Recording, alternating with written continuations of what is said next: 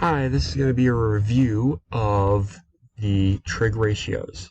So, if we had this triangle right here, and we were trying to find out the trig ratios, we would have sine of that angle is going to equal the opposite side over the hypotenuse.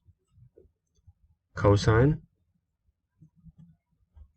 would be adjacent over the hypotenuse. Tangent is going to be opposite over adjacent. The cosecant is going to be the reciprocal of sine, so it will be hypotenuse over opposite.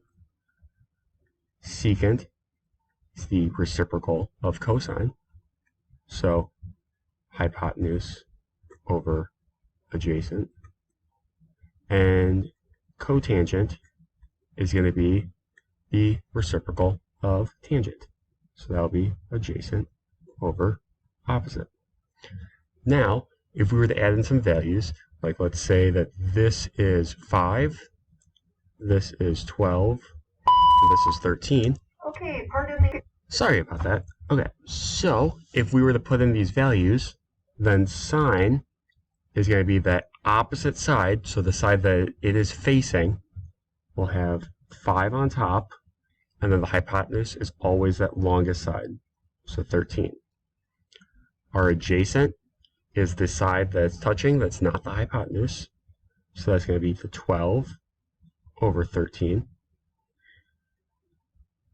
Again, opposite, adjacent, so 5 over 12. That cosecant, we're just flipping around the sign. So 13 over 5, 13 over 12, and 12 over 5. So just remember, the side that this angle is facing is the opposite.